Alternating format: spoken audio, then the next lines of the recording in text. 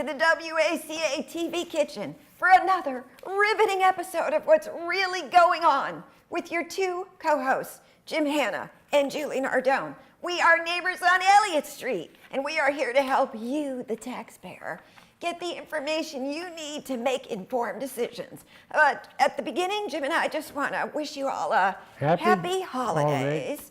And I want to say that I was driving through town, and the Montenegro Square lights looked especially beautiful. There were these little tiny trees with blue lights on them I've never seen before. They really look spectacular. And for people who are new to town, they might not know why it's named Montenegro Square. So Jim, do you want to just briefly explain to people why the square is named after your friend? I can certainly give you the reason why it was. Is Benny, during his day, he passed on a few years back, did a lot of work for the town of Ashland on his own. He had a very successful business of his own, and the boys, his sons, worked it into their business, and he retired. Everybody knew that he would never retire. So his first project while he was in the business was to build Ashland's new general and great athletic field that once existed at the Union Street High School, which was going to be a middle school, but because the kids graduated too fast, they had to build a high school, so it had to go with all the trims, and so he was a member of the men's club, got them all together, and said, let's build a lights on the football field. Well, we did it, all of us. About 13 guys and a bunch of friends and a lot of women. And it turned out to be one of the first lighted fields in the area. And Ashland got noted for their progress and how they're moving on. And then he had the whole downtown squared away, all new sidewalks and beautiful material on the curbing, and did a very nice job. Did that too. And then he became director of the Department of Public Works, and helped his boys through that. Just a great guy. Just everybody loved him. And so, for a tribute to his contribution, they decided to make it Benny Montenegro Square. And he didn't know. They announced it one night at the town meeting, and he just didn't know what to say, except thank you. And that's been there ever since. That's wonderful. Nice guy. Oh, gosh, a nice guy. Thank you, Jim. On that note, okay, so we're going to talk about other post-employment benefits known as OPEB. If you listen to town meeting for the past 3 or 4 years, you'll hear Jim get up every time and say, but where are we going to get the money and pay for OPEB? We're going to talk about that. Democracy at town meeting, and the Water Sewer Enterprise Fund. And if we have time for a bonus, we will talk about the orange trash bags. Okay, so other post-employment benefits known as OPEB. Jim has the documents. I think the town of Ashland was first notified in 2007, the end of 2007, that the state would no longer be paying for what is the health insurance for town employees. And they gave us something like, 2007 to 2031, 22 years, 23 years, whatever it is, to, at that time, I think it was, you tell me if I'm wrong, 36 million we had to raise. Yes, yeah, okay. in that category. In that category. And for whatever reason, everyone ignored it. No one ever talked about it. The only reason we found out about it was in November 2012 at the town meeting. We had an interim town manager named Jim Purcell, who was fabulous. And he just announced at the town meeting, as part of one of the warrant articles, you've got this huge liability of, and at that time, I think it had morphed up to like it was up 30, about then it was 38, 39 million that you owe to pay for this. And he put it in the first payment of 400,000. I think the next year there was maybe another payment, then it dribbled down to Well, like, yeah, I think he left in the middle of the year or wherever it was. I think February of the And next year. the minute the new people got into it, it hung there because no one knew what it was for. Yeah. And then it disappeared. It got transferred into the general fund, and no one. It just left the scene, our scene, but not the real scene. Yeah, and this is a very serious liability. And now, because we didn't, I think we now have somewhere around 2 million, which we should have probably 13 million by now, because we now owe, because we didn't pay, you get penalized. Now we owe 45 million, which is Well, due. that's the estimate. That's They're all the estimate. estimates. The estimate. For 2031, which is about 12 years away. And it's going to be a problem if we don't start. Jim, what is the payment you think we should be putting in every Well, year? right now, because we haven't paid anything significantly in the last 10 years, it's going to be somewhere around 2 million. I'd say bouncing between 1.7 and 3. 3 million a year in just separated and dropped, and it has to go in the trust. Yes, the OPEB trust, because then you can't. It can't come take it back out out. without a complete town meeting on it. Right, and that's really important.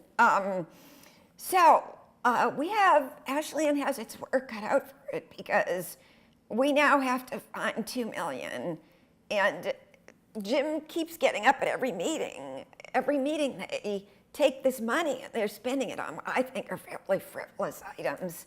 And instead of putting it in the OPEB, and it just kept getting worse and worse.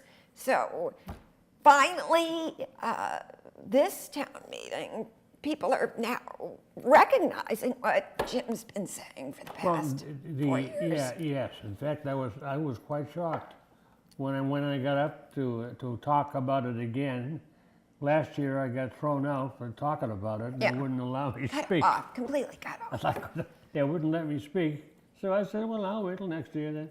And anyways, when I got up to pull the story out, I was greeted with the, oh yes, Jim, go right ahead. So I did. And what I'm just going to state very shortly is it is a current liability for the town of Ashland, like any other liability, like paying the teachers their payment every week or month, and anyone else that gets paid by the town is going to someday get paid by this. Mm-hmm. It's a retirement fund. By the way, Ashland is paying for it now and don't even know it. Yeah. Because it goes into the current payroll now at a current rate. The problem is these people, when they retire, they get paid by their retirement benefit fund that's been calculated and collected. And now we have to collect over 44 million, thereabouts, in that swing. And the reason why I say swing is because there's a lot of things that impact the increase of that or the decrease of that, and that depends upon the economic position of the state of Massachusetts at any given time. So this thing is not poured in cement, but it is something that's going to come. We've accumulated a potential liability of around 40 million, 42 million if we pay our bills. And if we don't, that 40 is going to go up higher, and it'll be still sitting there until sometime the bell rings and we get enough people now retired that they can't draw on it because there isn't any there. Yeah, I mean. And the town is penalized automatically if they don't raise the funds. Yeah. So our job is now to take it serious. I'm very pleased we paid attention to it this past town meeting. Now we got to get over the hurdle of telling a town manager who we have every town manager in the town has lasted about 5 years, and then the new one shows up. So they're not really anxious to cloud up their time in the work, giving a large sum of money. We immediately have to go into the budget before anything else is even added to it.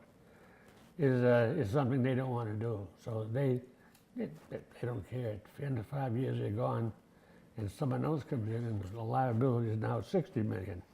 So it's something that you got to work on now, and with a lot of effort. And it's going to be that. It's going to be painful for a while, I think, getting used to the fact that the schools in the other areas are going to get money that's taken out of their budget. They're going to have to because Unless there's you nowhere increase for your them. tax rates. If you want to increase your tax rates, that's wonderful. But if you don't like it, you're going to have lost. Somehow I don't think that's Yeah. going to fly. So topic 2 is related. That is what I call our undemocratic town meeting. And what happened was, and Jim can talk about this too, around right up until 2014, people would come to town meeting and they'd vote for articles or not vote for them. And let's face it, most of the ones that are on the warrant, the town wants. They want them. And the MWRA connection and the House Street Solar Farm were both voted down. And it seemed that the town didn't like that. So I noticed when those two lost, things changed. And the town meeting started to be pre-strategized so that these things would pass. And I personally find it disturbing because I don't think town meetings should be tinkered with.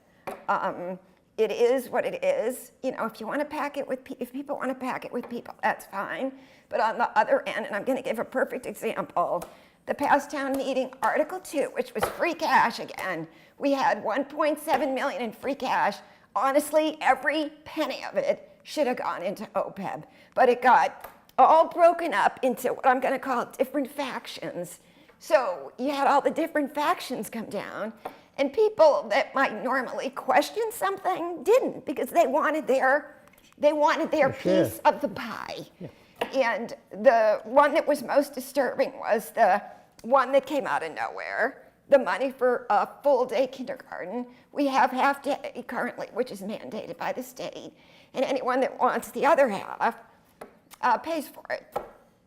And there was a subcommittee that met in maybe a year and a half ago, and they decided it couldn't be afforded, and they were not going to have public forums. And then all of a sudden, in the middle of October, maybe 3 weeks before town meeting, it was suddenly on the selectmen were told that this was coming out of free cash, and it was a payment of $250, which is half of the amount, which was $250,000. Yeah, and it's $540 for the year, and then they were going to give them this $250. But free cash is only supposed to be used for one-time expenses, and it was kind of twisted around to make it seem like an ongoing program was a one-time expense.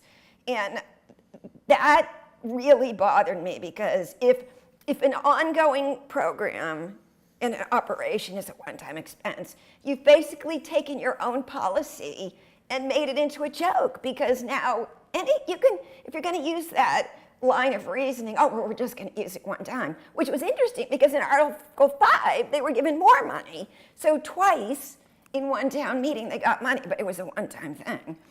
And they're going to get more money, supposedly more money in the years after to pay for it.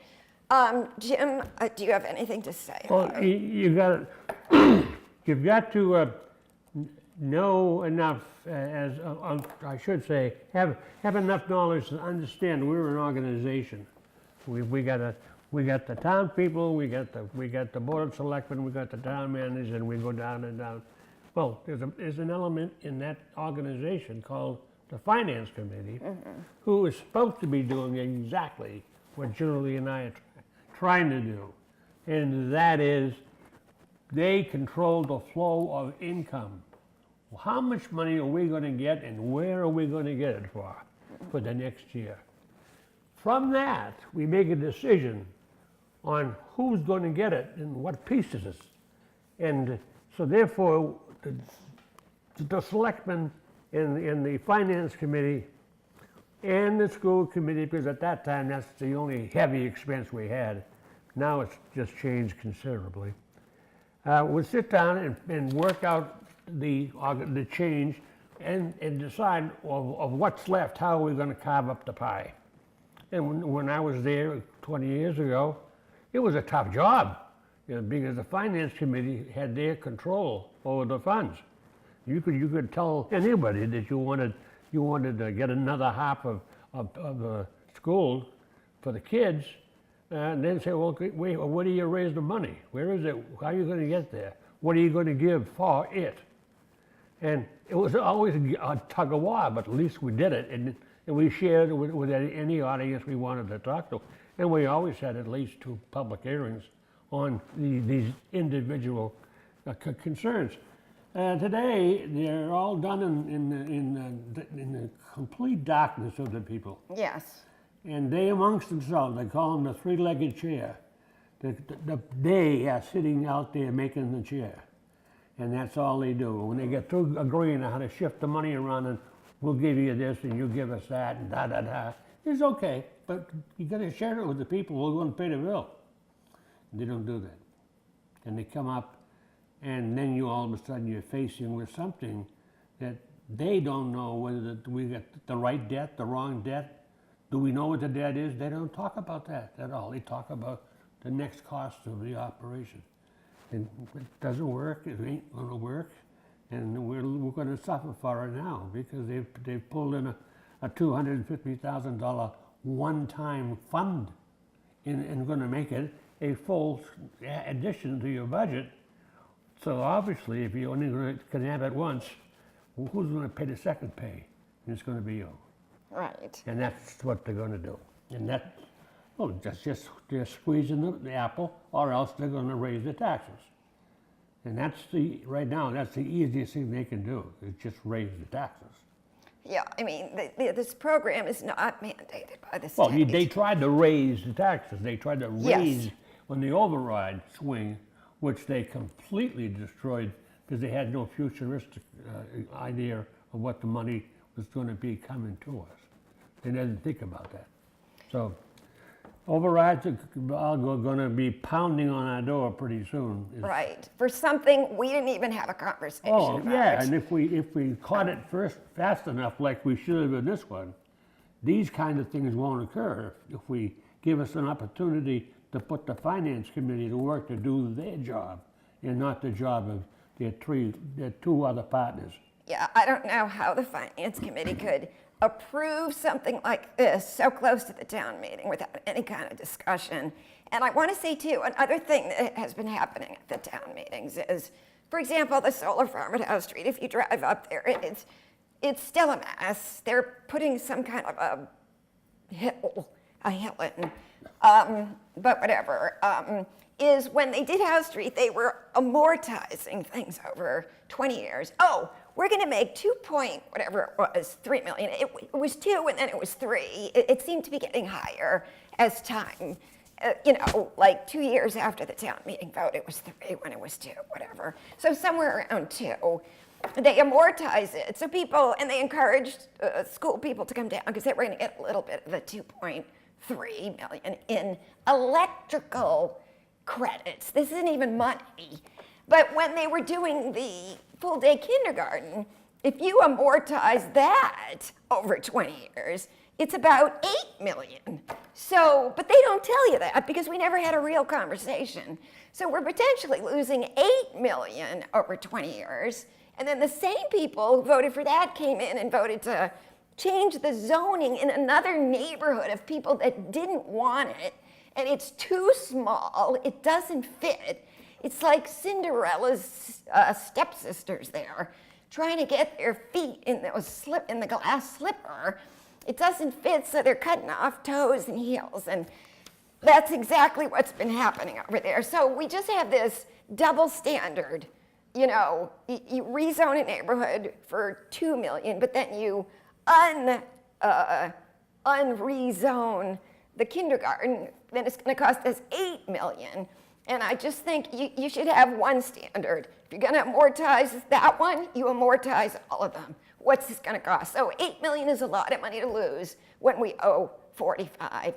And also, the schools also have, Jim can talk about this, they have somehow stockpiled 4.1 million in the revolving accounts. And those are supposed to be fee-based programs. And two of them are the school choice and the school building fund. That's maybe, I don't know, 900,000. So you can kind of sort of subtract that one. Why they didn't take the money for the kindergarten out of their own school choice, I don't understand. But it's like, how does this money, and these started around 2007, how does this amass 4.1 million? Jim, do you have any ideas? Well, I believe it was around the 2000 and I'm going to say 8 or 9 town meeting when they began to change the revolving fund from whatever monies you had left over at the end of the year in any revolving fund was immediately transferred into the general fund. Yeah. The budget then for next year included the refund, the monies that were given to each person, an opportunity to have that as a basis for next year's changes. And so every year the revolving fund reverted to zero. And then that money would get put back in during the voting for the next year's budget. That didn't seem to be the way they wanted it. So around 2007 or 8, they changed the town meeting, the town charter, to include that. And they indicated that the budget would be in control of the superintendent of schools or the town manager as to whether or not they would let the money stay. And certain ones stayed and the other ones stayed the way they are. And that's what happened. They rolled them up, so every year they came with more money left in the budget. They'd just add next year's load to come in, and they'd have plus last year's unspent monies. So that began the roll. And now, in the school health and Revolving accounts. all those. Yeah, these are them. This is the town. The town is 2.24, and the bottom is the schools, and they have 4.2. 4.1. Yeah. So that's 6 million. Just to tell the people, that's money they got left in their Yeah, it's left over. This isn't what they're going to use this year. This is what was rolled over from last year. And had this been 2006, before they changed who was in charge of the revolving fund, that 4.2 million would have been immediately transferred back into the general fund to be refunded next year at its original. So 4 million would have been about 800,000 at the time. So. All right. We have 5 minutes left here. Okay, so now we're going to look at the Water Sewer Enterprise Fund and the Rail Transit District Apartment Project. Now, when a developer builds a new development, they're charged water fees, and if they connect to the sewer fees. And the estimates for that project were about 600,000 for the water, or 650,000, and about 700,000 for the sewer. And that is money that should have gone into the Water Sewer Enterprise Fund. But the development agreement that the selectmen signed in September 2015, they called the fees waived, but they really weren't waived. They were just put into 2 escrow accounts outside the entire budget. And then, so that means, that the developers, and again, we asked the town at least 3 or 4 times trying to get an answer of what these fees cover. We finally spoke to a developer who told us. I mean, that's really sad that we had to ask a developer what these fees were for. And what they do is you're buying into the system, you're buying into the water, the sewer. It covers capital maintenance because there's all these new people using the system. So this is very important that this money go into these accounts. And then, like 6 months later, lo and behold, we had a 2.5% water increase, and then 5 in sewer. And if you look at your bill, you'll notice the sewer is about 3 times, or even about 3.5 three. times. Yeah, three point something. Yeah, 3.5 times the water. So the sewer is already at 11. I think the newest one is 11.4 or whatever. So when that goes up 5%, it's significant. The water is down around, is about 2 or 3. So anyways, we immediately said, oh, there's a deficit in the sewer enterprise fund. And I immediately thought, well, of course there is, because this money that should have gone in there went somewhere else. So recently, again, this was a meeting held right before the town meeting, that 6 to 6:30 slot, off camera in the library. No one knows about it. No one was there. This was in the minutes that someone got.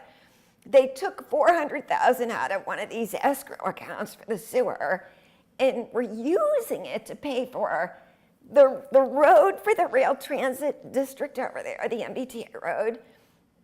There was a $6 million grant. Well, that money is all used up.